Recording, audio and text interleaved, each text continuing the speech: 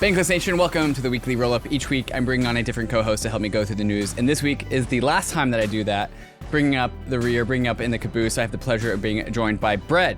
Brett is a crypto Twitter educator who's also working on MegaETH. Brett, happy Friday. Happy to have you. It's kind of appropriate that you introduced me as the caboose, given some of my that was some of my a pictures pun on the unintended timeline. for those who know. If you don't know, sometimes I post pictures of my ass online. So yeah, and everyone likes it. We were going to have you on last week, Brett, but the tariff news just continued to rock the world, and we swapped in Hasib to talk about tariffs. But Hasib also, I think, underhanded us with a lot of what we're going to talk about today, which is the MegaETH Testnet. Came out last week. It's been one of the most anticipated mainnet relaunches that's coming. Still, mainnet not here yet, but with the testnet, people can start to play around. And then the MegaETH project has really just done a very good job attracting unique apps, like not crypto's 200th perp exchange, but some unique applications that are being found and being built on MegaETH. So you grew up your branding, educating on crypto Twitter, and then decided to land a position at MegaETH. Maybe you could talk about just your arc for people that don't know you, and then talk about the decision to join MegaETH. Yeah, sure. That's actually a little bit of lore for everyone else listening. Is like, you and I even talked about like potentially working together, trying to do something, because you're right. I cut my teeth over the last like year and a half as like educator is just how you introduced me. Like I come from a history of in Web 2 where I worked in actually the medical industry on the IT side. So like I traveled the world basically talking about complex technical stuff to clinical people. So like no one knew any of the underlying stuff. So I got pretty good at just talking about complex topics in normal ways.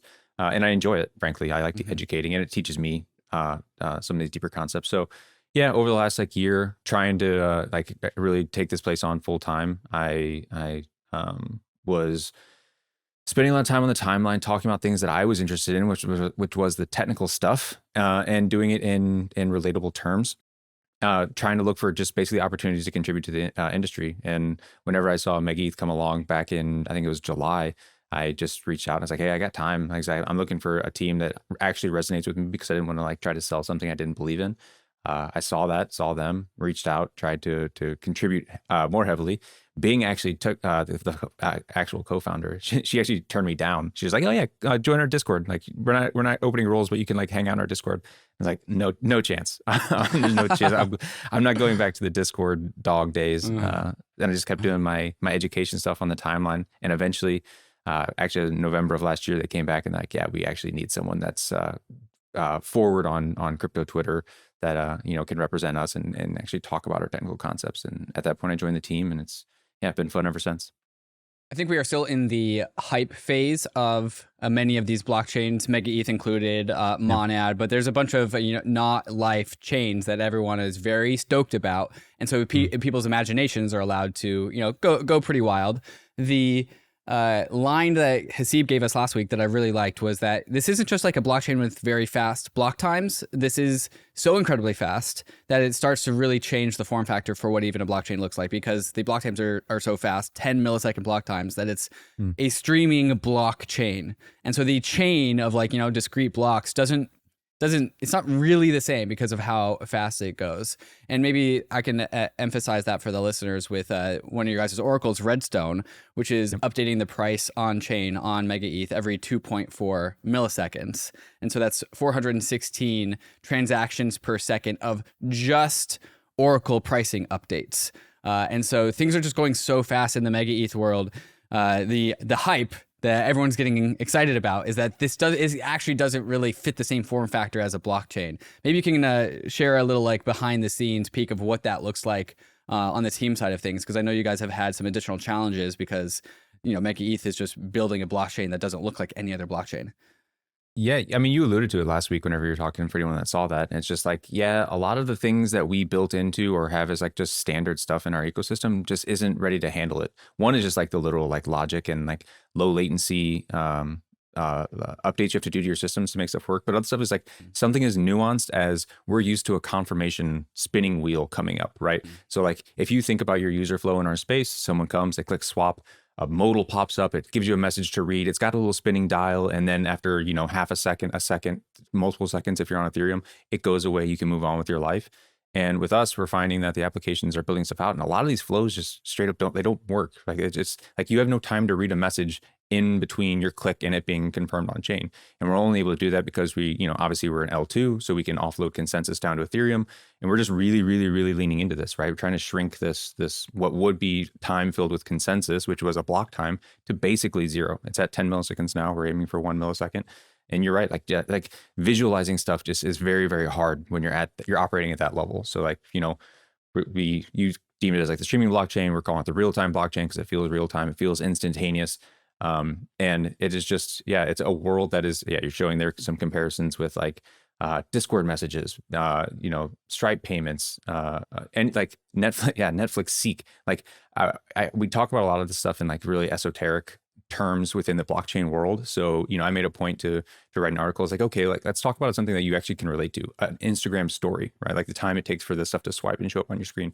And whenever you start visualizing like the time it takes for us to process with things that you use day to day, as opposed to like some random swap on another exchange that you've never actually used, it's more relatable. And you kind of like understand contextually like what level we're operating on. And a lot of stuff breaks down at this level. So the news last week was that the MegaETH Testnet was out. What has that looked like? Maybe you can again show us a little bit behind the curtain. What's going on now that the testnet has been out for like 10 days or so? How has the community received it? What are they doing? What's happening?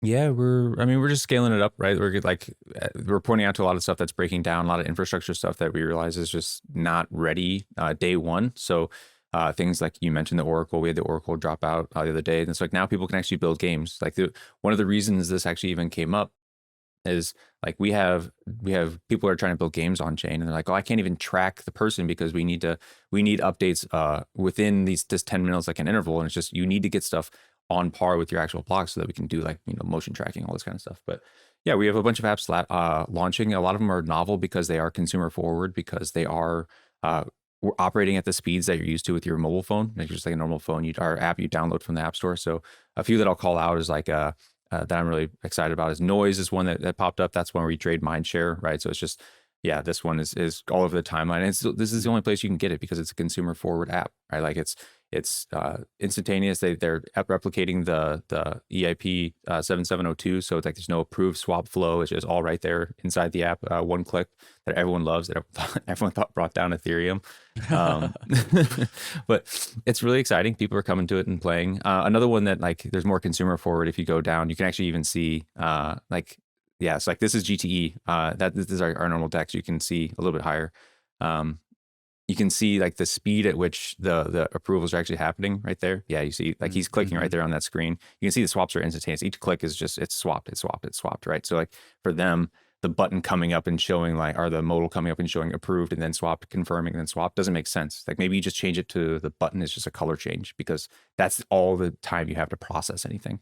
And then we have some other stuff like Guess Best and Euphoria is coming, which is a tap trading tool. But people are just like starting to ramp up, starting to find the cracks in what was like a traditional app inside of Web3 and seeing how they need to modify that to work with a real-time blockchain. So really, all of these questions are getting the background of MegaETH, I think, was to really get to what is actually like the news of the week, which, like you alluded to, Noise is just on the timeline. Everyone, not everyone, but like a good number of people are talking about Noise, which is again a MegaETH app that's on testnet. And I think the construction of Noise is pretty interesting. It ingests a Kaido oracle about mindshare of a particular subject or a project or something category. And then it creates a perpetuals exchange around that oracle. And so the oracle is a single source of truth. And then people can go long or short on the movement of the growth or decline of mindshare. And so people are just like being able to bet on the mindshare of particular projects. And so if they think this one thing is going to have more attention in the future, they can go long. If they think it's going to have less attention in the future, they can go short. And this is inside of the same category. We're going to talk about later the base creator coin debacle. But this is actually in that same category of people are very interested in trading mindshare. And this is what Alon from Pump Fund likes to say is what Pump Fund is doing, is actually culture coins, meme coins, they're actually like mind share markets. And people are trying to find more ways just beyond Pump Fund, like, static meme coins to trade mind share. And that's what I'm seeing happen with noise. And I think why a lot of people are making noise about noise. Yeah. So like you're correct. And I'm personally not someone that gets in the trenches deeply, right? Like I'm not in there playing a bunch of meme coins because I understand the probabilities of like being directionally correct, but picking the wrong coin, right? Like AI agents came along, you would be like, AI agents is going to be a thing. Like you can clearly tell everyone wants it, but there's a gajillion coins. And it's like, I don't know which one to pick. Was it AIXBT? Is it, I don't know, there's like 1,000 of them, right? For Fart coin, like they're all have their own cut up stuff. And it's like, I would like to say that I believe this thing is going to be a trend, which is their tagline, it's trade trends. I want to believe that this is going to be a trend and it will be something that people will be talking about, but I don't want to pick a specific coin. There was actually a tweet that we fired off around Ethereum where it's like, if you're in ETH, or if you're in hashtag ETH, pivot to hashtag ETH, because ETH has been like the conversation for a very, very long time. And like mindshare for ETH is trending up, whereas like the price, unfortunately, has been trending down a little bit. So it's like that specific outcome kind of shows you what they're trying to go for. And to be honest, I was a little worried that this would be too easy, right? Like you in something like this, you need people to lose, frankly, right? Like you need people on the other side of a bet to make sure that you're actually like being able to fill up the order books. And I was like, it's too easy. You just pick trends and you're doing stuff, but I'm losing my ass on testnet. So I am now happy to say that there might be a product here because like, yeah, it's not as easy as I thought. I'm getting blown out on a few trades. But it's like testnet money, right? It's not real money. Yeah, of course. Okay. Yeah. Okay. Yeah. All right. I'm just like, I picked the wrong trend. I thought it was going down for sure, and it did not. At least according to Kaido. Right. Yeah. There are a bunch of different constructions about these like mindshare trading applications that are cropping up. And even Zora is trying to position itself. Again, like I said, we're going to talk about the base token debacle. Anything else going on MegaETH that we should know about before we move on?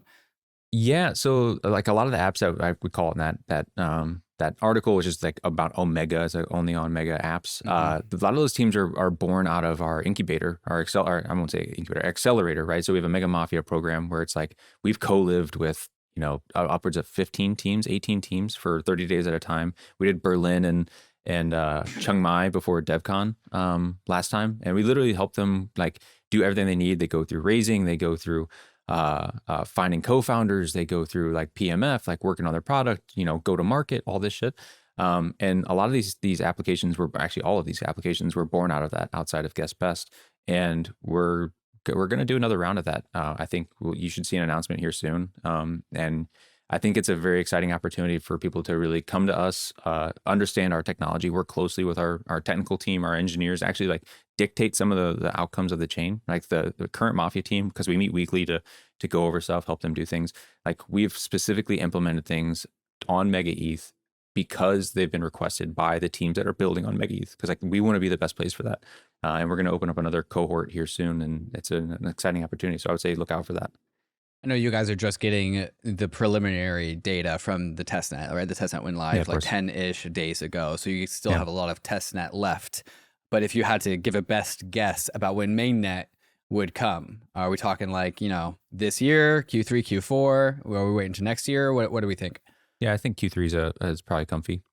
Cool. Yeah. We're trying to be aggressive with it, like on balance. Like I think one of the mindsets we have, obviously we don't want to jeopardize anything, like, but some of the things that have been seen as a downside in the past, right? Solana's going down because they're being too aggressive, they're scaling too fast.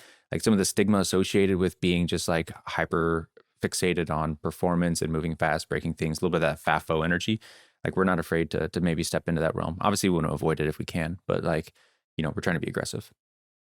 All right, let's pivot into, let's go back down to just ETH, not MegaETH. We're going to talk about the strategic pivot going around in Ethereum. The slow strategic pivot is kind of what I'm calling it. Yeah. There's going to be an episode that comes out with Denkrod and I saw that. I'm so hyped for it. Yeah, it's going to be good. And that's where the words, I don't know how the words strategic pivot is going to land with the Ethereum community, but that's what I'm like kind of like branding it as. It's a slow strategic pivot. We're going to get a lot of this conversation. Before we get into that conversation about all the tweets that went out about Ethereum slowly pivoting, first, a message from our friends and sponsors over at WalletConnect. WalletConnect, if you don't know what it is, it's a bridge for signing transactions and messages between apps and wallets used by over 255 million connections, 40 million unique users. They have recently introduced their last building block of the WalletConnect stack, of course, the WalletConnect token.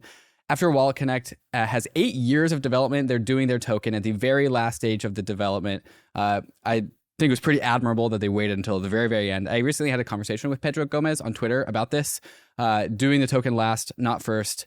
It was pretty cool. If you are familiar with the Visa model or even the Swift model of messaging and ownership, this is starting to follow something similar like that, where ownership over WalletConnect is being passed around to people sending the messages, and WalletConnect's finally ready to embed itself deeper into the internet, and it needs to launch a token to do that, to make the nodes permissionless. So if that just piqued you, follow WalletConnect on Twitter. There's also bankless.cc/WalletConnect to stay ahead of what's next. All right, let's go ahead and get into it. That one actually surprised me, by the way. Yeah. Like, their specific token, I saw it and I was like, that doesn't make any sense. What's going on? But then I read into the documentation. And I'm like, oh, okay. There's actually like full infrastructure that's going on behind the scenes. And it's like, okay, like they're actually trying to spin up some of this stuff. Like, it's like this surprisingly, like I see this. Okay, cool. I think that was a lot of people's first reaction. That was my first reaction to the WalletConnect token, is like, this is a piece of very thin middleware. Why does this need a token? And then Pedro, again, like watch that video, gave a very coherent, very like rational pitch as to like, this is going to be a like commonly owned infrastructure shared by wallets and everyone. And then now we get to actually embed it deeper into the internet by decentralizing it, allowing people to permissionlessly run nodes and be like stakeholders of the network, which is exactly how Visa and Swift bootstrapped their network. It's actually kind of brilliant. Yeah. Kudos to them. Yeah, big kudos to them. Yeah. Okay, so there is a bunch of tweets that went out outside of the Ethereum community. One from Tomasz, who is the incoming executive director of the Ethereum Foundation, which he had a delayed start. He agreed to sign the job, but then he has a bunch of he has his role at Nethermind, which I think he needed to appropriately sunset, or at least just put on the back burner. Justin Drake put out a tweet that talked about scaling the Ethereum layer 1 by 1000x, a very classic Justin Drake tweet, followed up by a tweet saying that the Ethereum layer 1 will be for the top 0.1%, which did not sit well with people. The context matters. We'll talk about that. And overall, there's just been a growing rabbling of interest around the Ethereum project. So we'll start with this Tomasz tweet. He tweeted out, this week, I officially signed the contract with the Ethereum Foundation. I have been waiting with some of the communication until this happened. Then he talked about a delay on his side, but I'll skip through that. He says, since the beginning of March, I have had around 150 calls and in-person meetings, listened to feedback, and constructed a very broad strategy document. I think that particular thing, the idea of a broad strategy document for the Ethereum ecosystem, is something that has been missing. And I think this is being represented, the shift in strategy, the pivot in strategy from the Ethereum project, the Ethereum ecosystem, is like symbolically represented here by this new executive director coming in, creating a strategy document. Any takes here, Brad? Yeah, it's just good to see some opinion coming out of them, right? Like that's kind of what a lot of people have had against the ecosystem broadly. So it's kind of like, how do you define yourselves? What are your goals, right? Like you getting clobbed over the head with the IBRL of the Solana roadmap versus like the picture of the 10-year, 35,000 item, whatever, splurge, gurge, merge, dirge, like stuff, right? So like that doesn't resonate as quickly with people. So it's good to see like, there is some top down, and remember, it's a decentralized protocol. So like he can say all this shit and it means nothing. I actually think I quote tweeted this one specifically, and I was just like, it's kind of wild that he's coming forward with a lot of these posts, because it's almost like you're in an all hands meeting back in, like if you're in the corporate world, right? Like it's, you would have these meetings where the boss comes down and says, this is what we're aiming for. This is direction what we're doing. These are some of our steps. These are the people we're meeting, all this stuff. And what's going on with that is like, it's wild. He just shoots that off into the ether here with crypto Twitter, because like we're the people that he cares to like rah, right? Yeah, I got a lot of tweets going out these days. Yeah, you do. So like we're the people he's trying to rah. And with that, like and he still doesn't have the power to actually change anything, right? Because you need to convince all the client teams, you need to get social consensus, you need to do all this stuff. So it's just interesting to see someone that is serving as almost a CEO role within a decentralized ecosystem, doing his best to build up conviction in the direction that in the vision that he sees. So it's needed for sure. Mm-hmm. The episode that I did with Ansgar and Dankrad did illustrate that there is this coherent, again, strategic pivot in like I'll kind of identify. So I'm writing an article that'll come out on Monday, and so I'll identify like the 5, maybe there were 6 points that I collapsed into 5, but these where this strategic pivot is being manifested. So after this podcast with Ansgar and Dankrad, they just helped identify that something that I think the community has broadly known, which as at the core of Ethereum's issues is a strategic misalignment between long-term ideals and short-term execution. I think that everyone kind of generally understands that, but that problem has manifested in its own way in different parts of the Ethereum, like social techno stack, right? So there's the layer 1 underinvestment because the Ethereum project zoomed forward 30 years to do this like roll-up centric roadmap thing.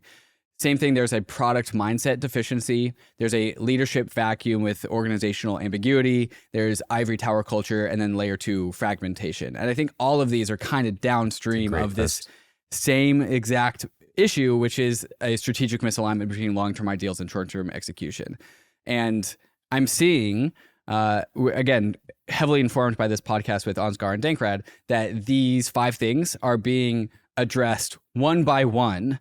Because again, it's the same problem manifesting in 5 or 6 different arenas, but they're being addressed one by one. And this one, what we're seeing from Tomasz, is the leadership vacuum and organizational ambiguity, and this broad strategic, like what did he call this? He called this a very broad strategy document. I think it's helping align all these stakeholders to.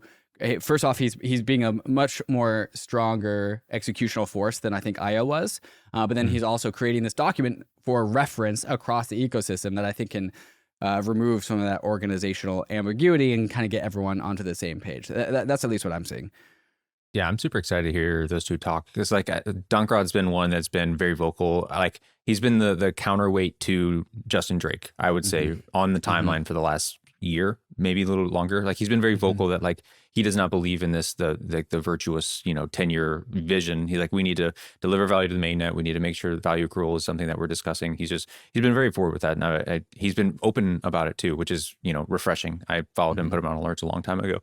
And Ansgar is in that same boat. I remember in like a lot of the blob discussions, because that's actually where I earned a lot of attention within the Ethereum ecosystem when I saw the blob stuff come to market. It's like, hey guys, this doesn't seem to make sense. Like broadly, like how all these things will behave, the misaligned incentives, all this shit. And Ansgar was someone from within the Ethereum Foundation that was just like, yeah, I actually see this too. I think we can deliver in X, Y, and Z ways. It's very pragmatic, very like direct, but very like not head in the sand with how he viewed everything. And then we talked on the stage with Sossel and Ansgar and DevCon, which is awesome just to have that counterpoint. But yeah, I'm excited to hear him talk about stuff. And I think the directional stuff, again, it doesn't have to be very super specific. I'm glad he's saying broad. Like as long as you have some directional stuff for the ecosystem to line around, I think it's good news for everyone. Do you remember what the thing was what didn't make sense with the blobs? Was it just simply that there's just not enough of them? For me? Yeah, the thing that when you were saying the thing that you cut your teeth on with getting attention from the Ethereum community when you were identifying the lack of like pragmatism, was it just the lack of total supply of blob space, or what? Do you remember what that was? For me, it was just like a lot of the misaligned incentives that injected into the model. Like I know I come from the school of Bankless. Like I've been listening to you guys for years, right? So it was like I was so fixated on ultrasound money and this stuff, and I was like, guys, this narrative is going to blow up with this. Like it's going to die because of like a lot of it being non-obligatory posting to the L1, not even utilizing blobs. Like a lot of the incentives to like just kind of shift away from them entirely to alt-DA. Like MegaETH, we're using alt-DA because Ethereum just is not big enough to handle the stuff that we're trying to do.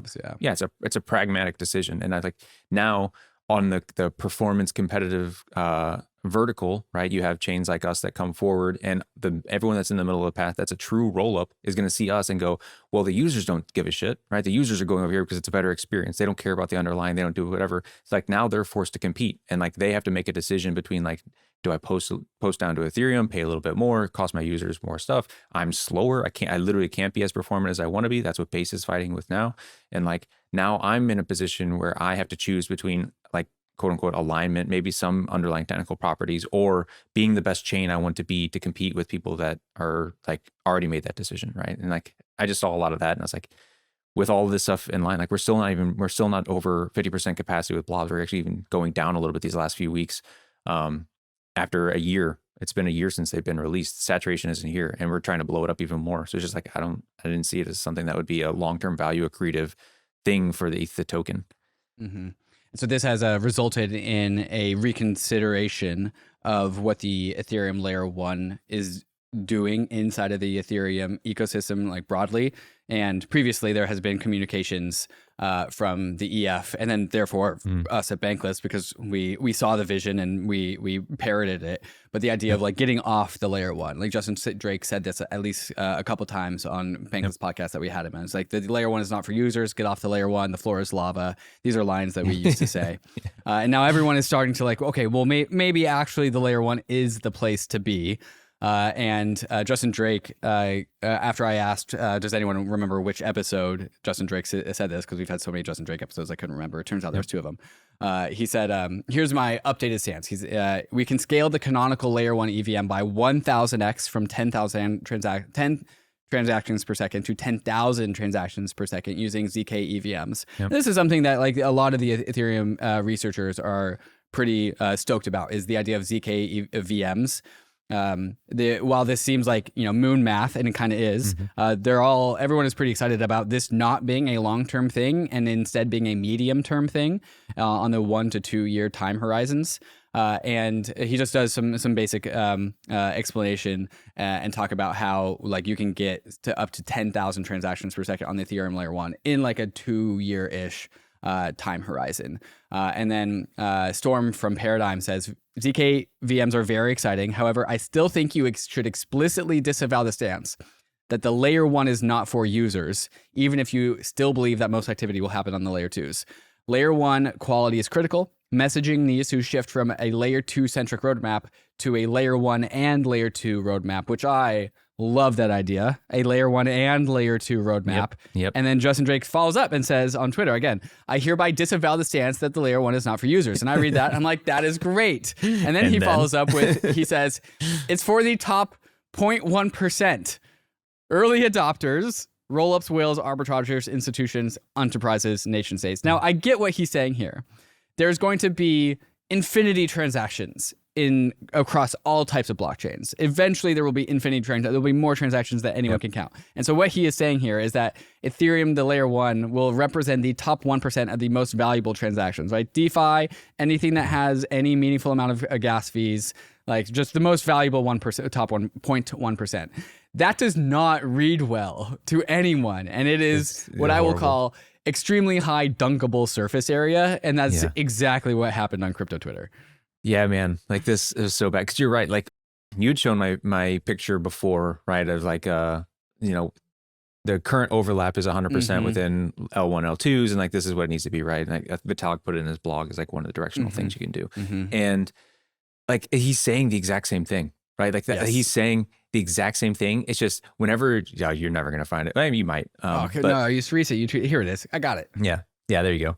So like, so he's saying the exact same thing as this, except whenever you see this, everyone can insert themselves into the bottom picture of like, I'm the one that can stay on Ethereum mainnet, and I'm the one that can do whatever. But whenever you say 0.1%, you immediately turn on, especially in like this new, like new political landscape where like everyone's against the richers and everything. Everyone is like, oh, the 0.1%, the elitists, like the elitists, you want to do it. So like, it invokes something that is deeper and rooted with everyone. But he's saying the same thing, like, which I totally agree with. I think sounds like you do too. It's just that like, yeah, man, like you need users, because users are this all boils down to value accrual, right? That's all this is. Cause like there's a future where Ethereum, I'm gonna say with quotes, because this encompasses all the L2s and whatever rolls up in there. Like addresses the capacity of the world and can handle infinity transactions and everything's great and everyone's on chain, everything's cool. But if that doesn't result in Ethereum, the token price going up, like, I don't know that everyone's going to be happy, right? Because everyone has an underlying, like, I want to have a piece of this because I was here early. I want my thing to go up because I got in early. I want ETH to be valuable, ETH the asset to be valuable. And this is a step towards like trying to get that, right? You need users on the L1 because that is the one-to-one PSYOP correlation with fees accrued, right? You need usage, you need that dollar, 100% of that dollar to go to Ethereum as fees or whatever, so that people can do their discounted cash flows. Even if you don't believe in that, you need people to like be able to put that in their mental model as like a conviction for the asset. Like, you need some of that element there. And by offloading 100% to the L2s, right? The actual fee accrual, like, I saw some rollups today were getting like 95% of every dollar. So 95 cents of every dollar was going to the L2 team. Like, it's just not a sexy picture, and it gets fuzzy for people. So yeah. Yeah, downstream of this, you're seeing people like Kane, and Kane is just one of many people who are tweeting out the same sentiment, where he says, literally spent the last 6 years of my life helping to meme layer 2s into existence, only to land back on mainnet. Cannot make this out. Perps V4 make mainnet DeFi great again. He's talking about synthetics. But there's just been this general shift towards the Ethereum community. They're like, the layer 1 is actually a fantastic place to be.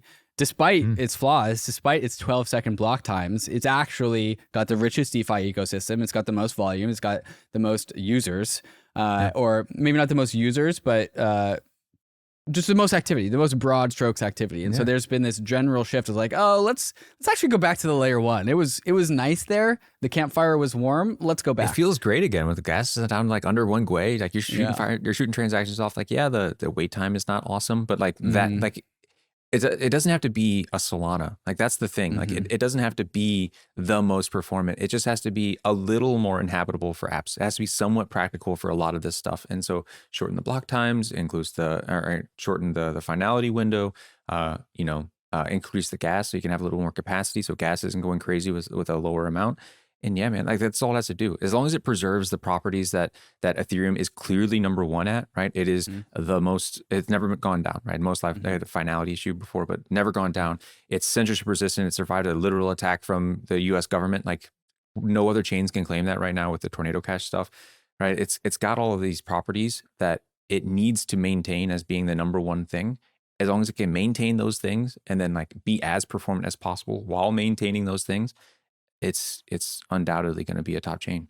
In response to Justin Drake's tweet where he talked about scaling the layer 1 from 10 transactions per second to 10,000 transactions per second, you put out this tweet, which is like you say, this is how these posts always feel to me. And then you give the draw the rest of the owl meme. So in step 1, we have like 2 circles, which slowly will represent an owl. And then in step 2, there's a whole beautiful, like, well-drawn owl. So the idea is like, we're missing the middle stages.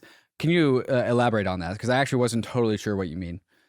Yeah, you actually talked about it a little bit with the Tomas stuff, which is just like, Ethereum is at a little bit of an inflection point right now. And there's some people getting genuinely like disenfranchised or disillusioned with Ethereum, the asset, Ethereum, the ecosystem, Ethereum, even the broad strategy. So that they're like, I don't see a vision in this stuff, I'm leaving. So for me, and this is builders too, right? People that are building apps on the chain, people that already have been building apps on the chains, if you include L2s. And what's happening for me is they're like, okay, like he's talking about this future where like, don't worry guys, like eventually we'll be able to handle 10 million TPS, because he literally called out 10 million across all the L2s.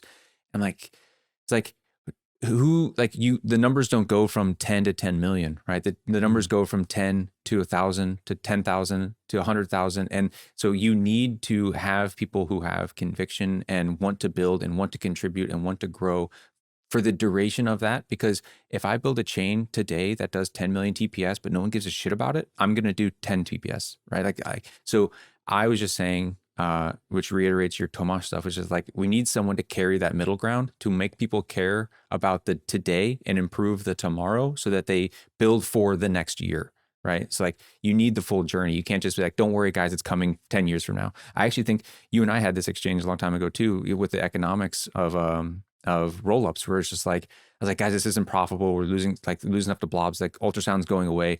And then you're like, well, don't worry, we'll have 10,000 L2s eventually. I'm like, yeah, but like, think about the journey going from 5 L2s where it's like a dominant dominant 2 of the 5, or we have 100 now, so dominant 5 of the 100 to like 10,000 L2s. Like if no one cares to like participate in the Ethereum ecosystem from that 100 to that 200 to that 800 to the 1,000, like we'll never get to the 10,000. So like you need to have the full life cycle. Mm-hmm. Yeah, there's a line from John Charbonneau that has stuck with me, maybe a couple lines, which was path dependency matters and all time frames are important. It's great to have this ivory tower, like long-term roadmap. Like if the Ethereum community has a very strong conviction that it has cracked the nut of the idealized blockchain architecture that is like 100 years in the future. And it's trying to zoom straight forward for it. But path dependency matters and all time frames also matter. And so ignoring the middle time frame, ignoring the short term and the medium term, in order to just zoom towards the long term, will create a certain path for getting there that will result in, I think, what we've seen in the last 2 years of crypto history, which has ignored all timeframes and just only focused on the longest of timeframes, and has allowed people to take advantage of the fact that Ethereum is not looking for at the near term or even the medium term, and is only blindly looking at the long term. Yeah, it's the expectation versus reality bicycle map, right? Like you have the expectation is like, oh, straight line, we'll just keep growing, and we'll get to 10,000. But then the reality is like, oh, you rode a bike through like a crevasse, and then you have to go on a tightrope, and then you have to dive down into a canyon. And then, so like the journey is much, much, much harder than you would like to think whenever you're talking time horizons that are, from 1 to 10,000. We got a couple tokens we're going to talk about. There's a Base has started coining some tokens on Zora, and then also there's the collapse of the Mantra token. And so this has implications. It's not just about price action, but I think this has like culture, like community cultural conversations about what we do about these things, and also the supply of total liquidity in crypto might be less than people thought. Before we get to these conversations, we're going to talk to some of these fantastic sponsors that make this show possible. UNISWAP is your gateway to a more efficient DeFi experience. With UNISWAP, swapping and bridging across 13 chains is simple, fast, and cost-effective, helping you move value wherever, whenever. Thanks to deep liquidity on the UNISWAP protocol, you'll enjoy minimal price impact on every trade. And now UNISWAP v4 takes it even further. Swappers benefit from gas savings on multi-hop swaps and ETH trading pairs, while liquidity providers can create new pools at 99% lower costs. The best part, you don't have to do anything extra. Each trade is automatically routed through Uniswap X, V2, V3, and V4, so you get the most efficient swap without even thinking about it. Whether you're swapping, sending, on-ramping, off-ramping, or bridging, Uniswap's web app and wallet gives you the tools to unlock DeFi's full potential on Ethereum, Base, Arbitrum, UNICHAIN, and more. Use Uniswap's web app and wallet for a more efficient way to use DeFi. You may have already heard about INFINEX. INFINEX has, in my opinion, the nicest cross-chain swap and bridge feature that you will find anywhere. It is called Swidge, swap and bridge, and we're going to show you what it looks like. First, we're going to log into my INFINEX account with a passkey. Now, there's no seed phrases in INFINEX. This is just a one-click setup with biometric passkeys. But in addition to that, my INFINEX account is fully non-custodial. So bam, I just logged in. It was 2 clicks and I'm already into my INFINEX account. So let's go make a swidge. I'm gonna go swidge my USDC that is on Base, and I'm gonna buy Barachain, which is a completely different chain. So we're gonna swidge this. I'm gonna press that button, and then INFINEX is gonna execute this order, this cross-chain order for me. And now it is done. But actually, I'm not really feeling bearish anymore. So I'm gonna go from Bara to Penguins. I'm gonna buy a Penguin on Solana. So I'm going from the Barachain to Solana. See, no transaction signing, no gas to worry about. You just swidge across whatever chain that you want with INFINEX. That was so easy. Go check out INFINEX and try your first swidge today. In the Wild West of DeFi, stability and innovation are everything, which is why you should check out FRAX Finance, the protocol revolutionizing stablecoins, DeFi, and rollups. The core of FRAX Finance is FRAX USD, which is backed by BlackRock's institutional BUIDL fund. FRAX designed FRAX USD for best-in-class yields across DeFi, T-bills, and carry trade returns all in one. Just head to frax.com, then stake it to earn some of the best yields in DeFi. Want even more? Bridge your FRAX USD over to the Fractal Layer 2 for the same yield plus Fractal points, and explore Fractal's diverse Layer 2 ecosystem with protocols like Curve, Convex, and more, all rewarding early adopters. FRAX isn't just a protocol, it's a digital nation, powered by the FXS token and governed by its global community. Acquire FXS through frax.com or your go-to DEX, stake it, and help shape FRAX Nation's future. Ready to join the forefront of DeFi? Visit frax.com now to start earning with FRAX USD and staked FRAX USD. And for Bankless listeners, you can use frax.com/r/Bankless when bridging to Fractal for exclusive Fractal perks and boosted rewards. Brad, let's get into the drama of the day. Base tweeted out a tweet yesterday. This is 18 hours from the time of recording. A tweet, Base is for everyone, which is just a screenshot of one of their marketing videos that came out. And then they followed up with that tweet just saying, coined it, and then linked to a Zora link. And Zora, if you're not familiar with Zora, Zora is a place to tokenize files, JPEG files, MP4 files, GIF files, or any kind of file. And so they just released a coin of their marketing video, a screenshot of their marketing video, and just yeeted it out there. Not really any context or any sort of plan, just said coined it and then released it. And then so that people started trading it, and it instantly went up to something like a $15 million market cap. And everyone's like, did Base really just release a coin? And this is an NFT that actually gets fractionalized into an ERC20 token. So it being an ERC20 token, fits the form factor of a meme coin. It's a meme coin. Yep. It's a token with a picture. And so, the degen started going after it, and it pumped to $15 or $18 million. They followed up an hour later with another one saying, we coined our FarCon poster. That's a Farcast convention poster on Zora. So they followed up with a second tokenized picture on Zora, which immediately caused the market cap of the first one to go from, let's see, where was it? 18 million down to 2 million in a blink of an eye. So like erasing 15 million of gains. The $50 million did not exist. Then it did exist, and then it went away again. And then everyone was like, did Base just rug their community? And that was the line that got like chanted around crypto Twitter. It's like, Base just rugged their community. I don't agree with that line, but that is the line that got like chanted around crypto Twitter. Brad, what was your thoughts when you watched this happen? Man, this chart pattern is something that was not in the wilderness very often, but has been, and they're deeply, because you talked about the mantra one too. It's very similar candle there. So I think this is a example of a horrible execution for something that maybe isn't as malicious as people are trying to interpret it as. And Jesse has talked about it a lot, right? He's talking about, he's trying to define now content coins instead of meme coins, and like do this whole thing, which is like, you can't force this stuff to happen, man. Like you just can't. You just kind of do your thing. And I think where they fucked up is they should have forecasted their plan ahead of time before doing it.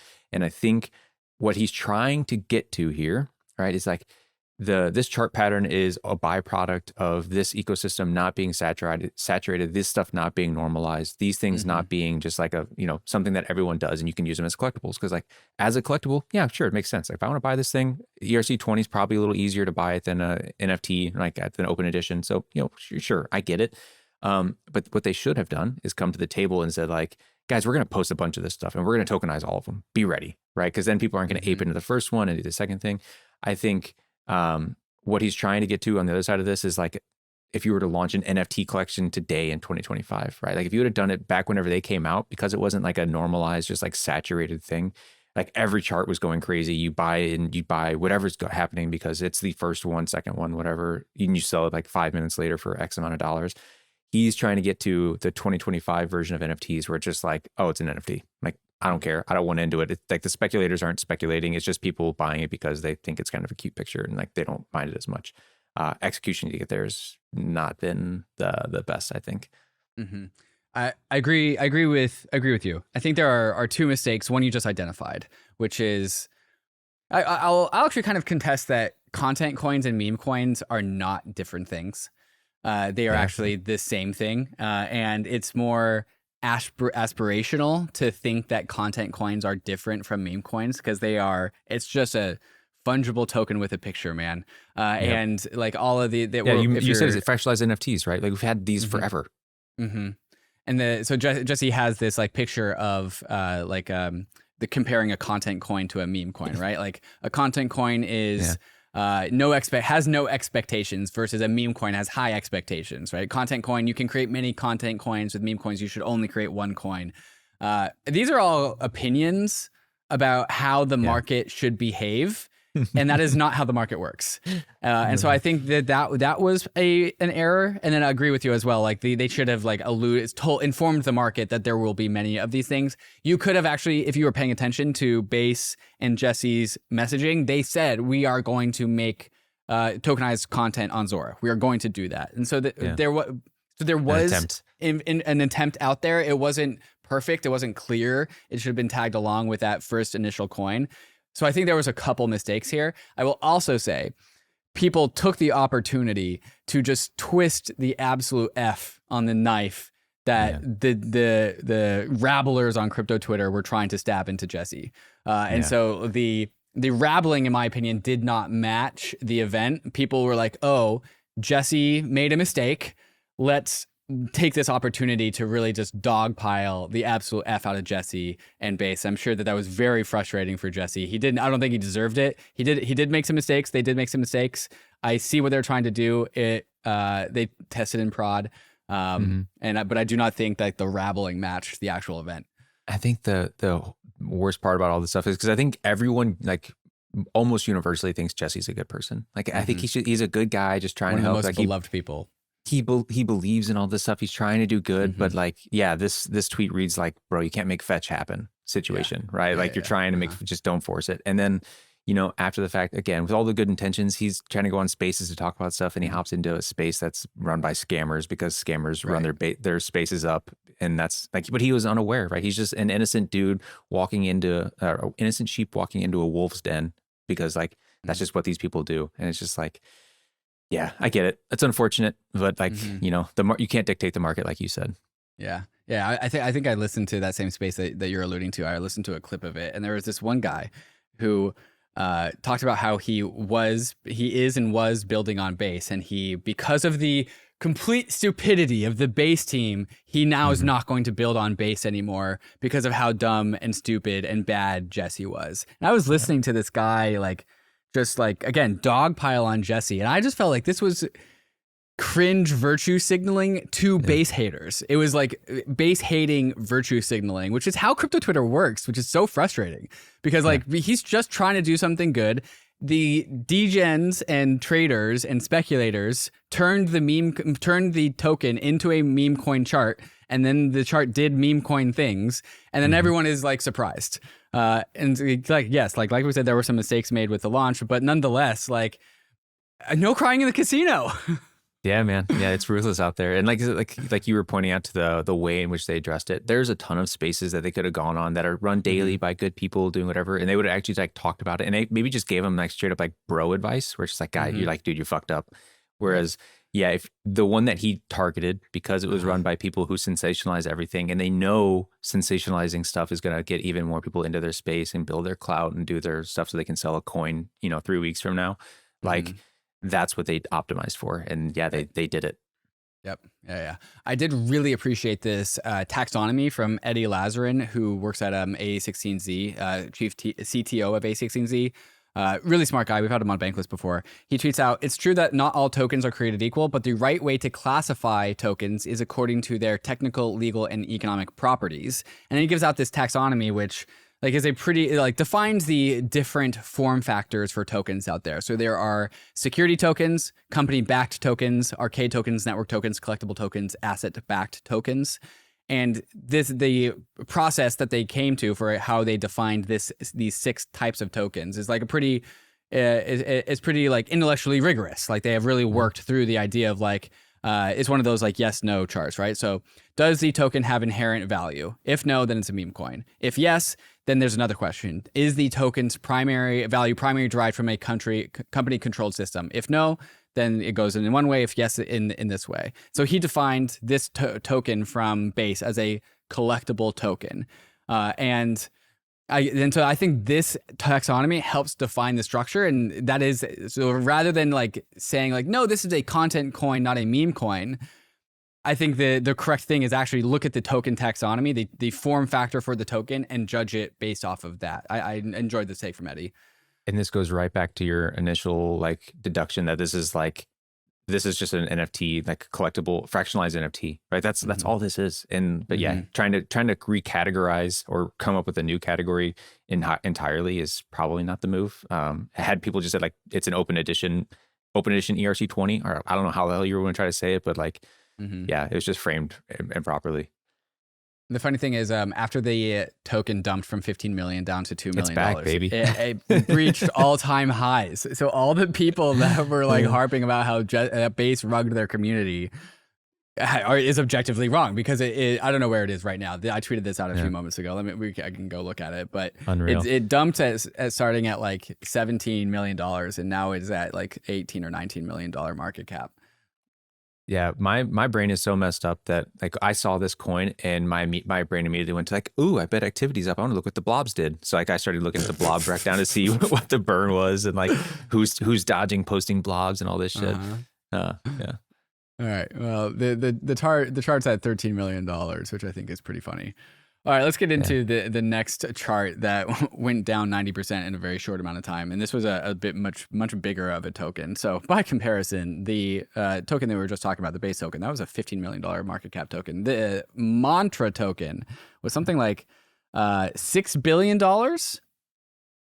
Yeah, no, excuse me. It was like a $25 billion market cap, dropped 90% down to something like $5 or $6 billion. The details behind this, like how this happened, I think took a while for people to figure out, because people initially thought it was crime, which I think is a pretty like normal reflexive response by crypto Twitter. When you see a candle, that looks like a crime candle. It does look like a crime candle. Yeah. Let's see if I can pull up the candle. I'll pull it up in a second. The OM token crashed 92% in 6 hours, from $6.40 down to 57 cents. $6 billion of market cap wiped out. There were reports of investors in the token sending tens to maybe $30 million of tokens to the exchange days prior, but nothing at all close to the actual drop of the token. What I think people have collapsed on in the theory of like how this happened was that it was a perpetuals exchange cascading liquidation. So it wasn't DeFi cascading liquidations. It was very poor liquidity in perps, which triggered just a cascading liquidation of just like $1 or $2 million getting liquidated. That translated into like $7 or $8 more million getting liquidated, which took the price down from $6 down to $2.8, which the big takeaway here is that OM had not enough liquidity to manage these cascading liquidations, and maybe shouldn't have ever been as high as it was priced. That was my big takeaway. What were you thinking when you saw all this? So like I was just watching it in real time and trying to see everyone work through the actual crisis of it. So everyone being the team, right? Because like the founder, Mullins, I forget, JP Mullins, I think it is. He tweeted like 3 hours before, like, hey, I'm going on a plane, like don't have Wi-Fi. That's my biggest nightmare. LOL. And then he's, away from Wi-Fi for 12 hours, going to Seoul. And then this happens. And so everyone's like, what? Like, did he rug? Did he do whatever? And then he gets there and immediately goes on a campaign tour of like trying to like address what's going on with the worst, like handling of the situation, I guess I could say. He's going on CoffeeZilla, right? And like incriminating himself as like someone would like, just like, yeah, you have this little clip here. And it's just like talking about like pumping the price and like getting into definitions around that stuff. He went on a few podcasts and did this stuff, and he looks horrible. So he did the Hayden Adams, not Hayden Adams. Hayden. He did the Hayden Davis strategy. Same thing. But like, which is funny because this is shortly after the Bybit stuff, right? Where the crisis management was like impeccable, right? Like it was a masterclass. And then now we have 6 in a row of these events of people just like going on and saying the dumbest thing. So it was just fun to see in real time, frankly, as someone that's not impacted at all. Yeah. So what's your takeaway? What's your learning lesson? I like OM is OM. I don't even know if too many people are like familiar with OM. It's a layer one that is meant for real world assets. And so this is kind of just like kind of away from people's general focus of attention. I learned there's some lore to this, right? Because like I'm not deep in the Polkadot ecosystem, but is this my friends, a token? My friends who are said like, okay, Mantra is actually something that was launched back in the day. You may remember Polka Starter, which was like a launch pad way back in the day. They launched a bunch of things that were kind of used the branding, the brand name of Polkadot, even though they weren't affiliated at all. And a lot of those projects were just like not well received and or long for this world. So a lot of them went down to zero. So this was a project that was launched through that and stayed in the Polkadot ecosystem. But even people within Polkadot, I have friends that again, they're trench warriors inside of Polkadot. They're like, no one's heard of this thing. No one uses this thing. Like it's just like it's got like $4 million in total TVL on the chain. Like it was just not a very aware. They were not very aware of the ecosystem. And then so to see this, they were not surprised, and they're just like, yeah, it has a pretty illustrious history inside of it. Dude, this chart looks like crime, man. Yeah. Look at this thing. So the token chart goes all the way back to September of 2020, where the price was that candle is so that candle is so stark. It looks like just the end of the graph. It looks like it's just like, oh, it didn't like register today. Like, so that's all that is. But no, that's the price. It's crazy that this token has 5 years of Lindy. Like, it's existed for 5 years. And for the vast majority of its time, it spent its lifespan between 6 cents and 20 cents. And then, in January of 2024, it starts to actually break through. It goes from 6 cents to 75 cents in May to $1.50 in October. And then, in January of this year, up to $4. And then it gets up to $7 at the peak, $7 or $8 at the peak. And then it goes to zero. And like, just the shape of that graph to me is highly suspect. Yeah, there was a lot of commentary around the market makers assigned to this, and you saw some of that on the other side of the actual fallout of this chart. Where like, okay, like if I don't know if they're actually a U.S. entity, but like the SEC is coming forward with some guidelines on how these projects need to or what they need to disclose, and like saying the market makers, saying like the agreements they have in place, all this shit, so that us as ecosystem participants can see like who's behind potentially creating this chart. Like if we do see some suspect repeat patterns like this, and like we believe there is some manipulation, maybe if this is repeated across multiple projects, we can like find patterns of like maybe not the most genuine price action across projects. Yeah, I did see a tweet maybe yesterday, and it had 6 or 7 or 8 different tokens, and all the tokens had the same. I mean, the market has done very similar things to tokens between 20 and 200, but like it's kind of unfortunate for us, all of us in the industry, that if you can go and you can pick out, throw a dart and you'll pick out a chart that looks like it has been going down for 2 years in a row. And even worse with like, doesn't even have a mainnet. I guess I don't really have a comment there, but a lot of token charts look exactly the same right now. There was some news on that one though too, right? I thought Rishi was at I don't know what's going on with that news. Blockworks reported that Rishi has taken a leave of absence. Rishi is the founder of Move.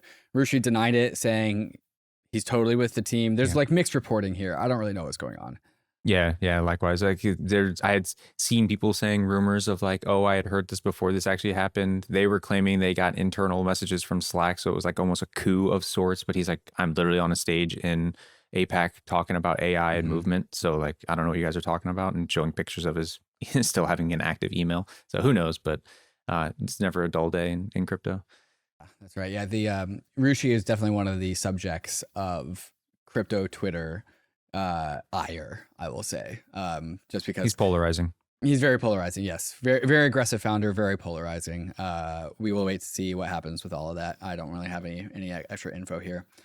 Imagine a world where your day-to-day banking runs on a blockchain. That's exactly what MANTLE is building, powered by a $4 billion treasury and poised to become the largest sustainable on-chain financial hub. As part of their 2025 expansion, MANTLE is introducing 3 new core innovation pillars that bridge traditional finance with decentralized technology. First is their enhanced indexed fund, aiming for $1 billion in AUM by Q1. It provides optimized exposure to Bitcoin, ETH, Solana, and USD, complete with built-in yield opportunities. Next, MANTLE Banking promises to revolutionize global value transfer through seamless blockchain-powered banking services, bridging crypto into your daily life. Finally, MANTLE X blends AI with DeFi to deliver an intelligent, user-friendly experience for everyone. And the best part is that this is all in addition to their already launched products like MANTLE Network, METH, and FBTC. Ready to step into the future of finance? Follow MANTLE on X at @MANTLE_official and join the on-chain revolution today. Imagine verifying yourself without handing over personal data. No hacked databases, no unnecessary personal exposure for airdrops, and no AI bots ruining community governance. Meet Self, the on-chain identity verification protocol built for privacy and control. Self protocol uses zero-knowledge proofs to confirm your identity safely. Users prove key details like age or citizenship without revealing sensitive personal information. Self never stores your data. It only generates cryptographic proofs. Here's how it works in 3 steps. First, register and verify. Use the Self app to scan your biometric passport's RFID chip. Self verifies authenticity with zero knowledge proofs. Each passport creates one unique identity. Second, you can share proofs privately. Third-party apps request identity proofs, like confirming you're over 18. You can also link proofs securely to public wallets for airdrops or governance participation. And then last, secure verification. Apps validate your proofs instantly on-chain, like on Celo, or off-chain. Audited by ZK Security, the Self app is live on iOS and Play Store. Visit self.xyz and follow Self Protocol on X.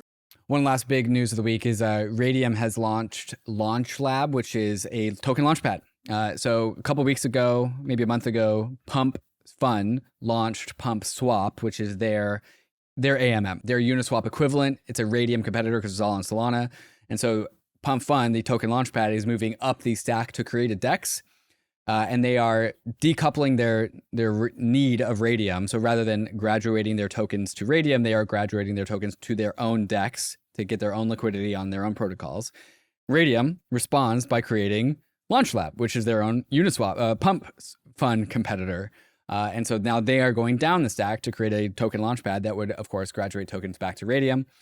This is a natural response that we're seeing. So we're seeing this Pump Fun versus Raydium war arms race continue. I think general sentiment is that this token launchpad is not going to have nearly the same amount of traction that Pump Fun has, just because Pump Fun's brand is just so big. That's where you go to launch tokens. That's where the liquidity is.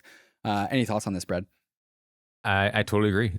So you're right in the directional moves of both teams. Right, Pump Fun is going up the stack. Raydium's going down. And one of those those two things owns the user, right? Pump Fun is the one you mentioned. You use the branding, right? But it's the same thing, right? They've always maintained the relationship with the user.